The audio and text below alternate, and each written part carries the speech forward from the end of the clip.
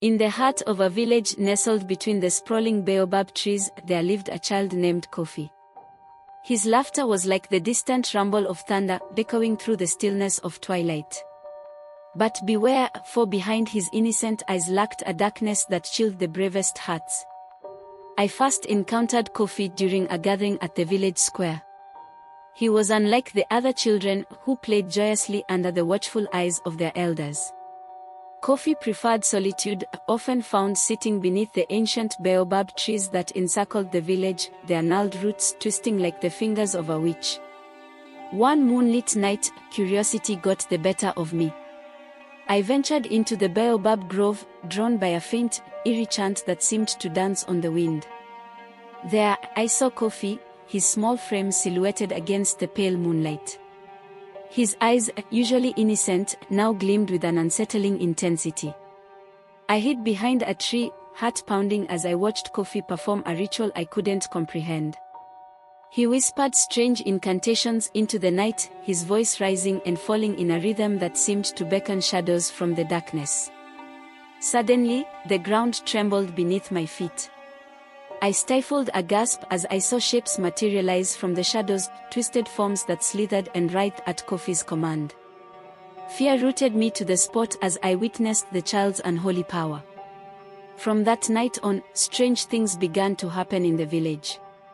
Crops withered in the fields, despite the bountiful rains that blessed our lands. Livestock fell ill without warning, their mournful cries echoing through the night. Whispers spread among the villagers, blaming Kofi for the misfortunes that befell us. Yet, whenever confronted, Kofi remained silent, his eyes betraying no hint of guilt or remorse. It was as though he had made a pact with the darkness itself, trading his innocence for unearthly power. One fateful evening, the village elders gathered to decide Kofi's fate. They spoke in hushed tones, fearing the repercussions of confronting a child who wielded such malevolent magic. As they debated, a sudden chill descended upon the gathering, freezing the very air we breathed. Kofi stood before us, his small form bathed in an ethereal glow. His voice, once sweet and innocent, now boomed with a chilling authority.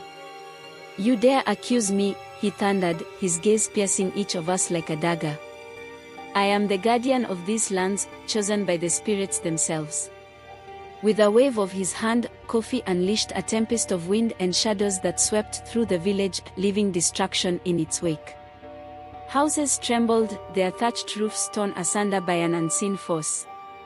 Trees bent and groaned as though in agony, their branches snapping like brittle bones. In that moment, we knew the truth: Kofi was no ordinary child. He was a vessel for something ancient and malevolent, a force that cared not for the lives it destroyed. With heavy hearts and trembling hands, the elders made a solemn decision. Under the cover of darkness, Kofi was banished from the village, cast out into the wilderness beyond the Baobab Grove. As he disappeared into the night, the haunting laughter echoed through the trees, sending shivers down our spines.